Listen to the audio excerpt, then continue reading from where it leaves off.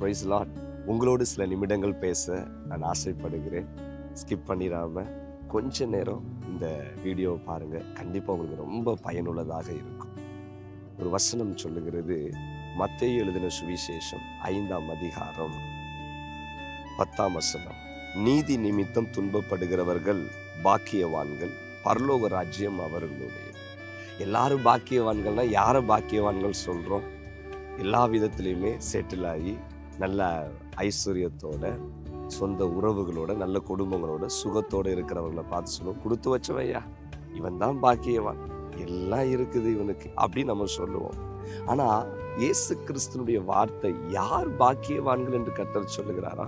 துன்பப்படுகிறவர்கள் பாக்கியவான்களா. பாருங்க, யாராவது துன்பப்பட ஆசைப்படுவோமா? கஷ்டப்படுறதுக்கு ஆசைப்படுவோமா? எனக்கு ஏன் இந்த கஷ்டம்னு புலம்பதான் செய்வோம். ஆனா ஆண்டவர் சொல்லுகிறாரு, துன்பப்படுகிறவர்கள் பாக்கியவான்கள். அதுவும் என்ன விதமான துன்பம்? ஒரு கெட்டது செஞ்சு அது நிமித்தமாய் ஒரு துன்பம் வருதுன்னா கூட ஓகே.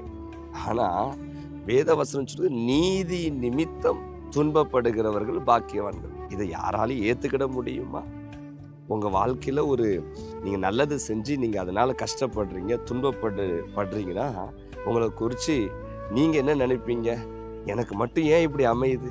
நான் நல்லதை தான் செஞ்சேன், அதனால என்னால தாங்கிக்கிடவே முடியல. கெட்டது பண்ணி கூட இவ்வளோ கஷ்டப்பட்டா பரவாயில்லையே, நான் யாருக்கும் ஒரு தீங்கு நினைக்கலையே, நான் எல்லாருக்கும் நல்லது தானே செஞ்சேன். ஆனா ஆண்டவர் சொல்லுகிறார், நீங்க உங்க வேலை ஸ்தலத்துல நல்லதை செய்து கெட்ட பெயர் வாங்கி துன்பப்படுறீங்களா? உங்க குடும்பத்துக்குள்ள நீங்க உண்மையா இருந்து நல்லதை செய்ததுனால உங்க குடும்பம் உங்களை இன்னைக்கு தள்ளி வச்சிருக்கிறாங்களா? உங்களை ஒதுக்கி வச்சிருக்கிறாங்களா? இது நிமித்தம் நீங்க துன்பப்படுறீங்களா? இயேசுவின் நாமத்தினால சொல்றேன், கண்டிப்பா இந்த வீடியோவை பார்க்கிறவங்க யாவருக்கும் நீங்கள் பாக்கியவான்களா இருப்பீங்க, பாக்கியவான்களா இருப்பீங்க. இன்னொரு வசனம் கூட சொல்லுகிறது, நான் உங்களுக்காக சொல்ல விரும்புகிறேன். 1 பேதுரு 2ஆம் அதிகாரம் 20வது வசனம். நீங்கள் குற்றம் செய்து அடிக்கப்படும் போது பொறுமையோடு சகித்தால் அதனால் என்ன கீர்த்தி உண்டு? நீங்கள் ஒரு தப்பு செய்து அதனால உங்களுக்கு ஒரு பனிஷ்மெண்ட், ஒரு தண்டனை கிடைச்சா அதனால ஒரு பெயர் பிரஸ்தாபம் இல்லை, அதான் என்ன கீர்த்தி? அப்ப எதுதான் புகழ்ச்சி, எதுதான் கீர்த்தி என்று சொன்னால், நீங்கள் நன்மை செய்து பாடுபடும் போது பொறுமையோடு சகித்தால். ஆண்டவருடைய வசனம் சொல்லுது, நீங்க நன்மை செய்து அதனால பாடுபட்டால், பாடுனா என்ன? கஷ்டத்துக்கு மேல கஷ்டம், பிரச்சனைக்கு மேல பிரச்சனை, நல்லது செஞ்சு பாடுபட்டா அந்த பாடுலையும் அவசரப்படாம நான் இந்த தப்பு செய்யல அப்படின்னு சொல்லி உங்க நீதியை, எல்லாருக்கும் உங்க நியாயத்தை போய் நீங்க சொல்லணும்னு நினைக்காதீங்க. நீங்க சொன்னாலும் உங்களை யாரும் நம்ப மாட்டாங்க. இந்த உலகம் அப்படிப்பட்ட உலகம். இயேசு கிறிஸ்து நான் தப்பு பண்ணலன்னு சொல்லி ஏறுறதுக்கு முன்னாடி சொன்னாரா? அமைதியா இருந்தார். அதான் வேதவசனம் சொல்லுகிறது, பொறுமையோடு சகித்தால் அதுவே தேவனுக்கு மிக பிரியமாயிருக்கும். எனக்கு அருமையான தேவ பிள்ளைகளே, ஆண்டவருக்கு எது தெரியுமா பிரியம்? நீங்க நன்மை செய்து பாடுபட்டீங்கன்னா, அந்த பாடு உபத்திரவத்துல பொறுமையோட இருந்தீங்கன்னா அது ஆண்டவருக்கு பிரியமாமா. கர்த்தர் சொல்லுகிறார், நீதி நிமித்தம் துன்பப்படுகிறவர்கள் பாக்கியவான்கள். உங்களுக்கு ஒரு நற்செய்தி சொல்லட்டுமா?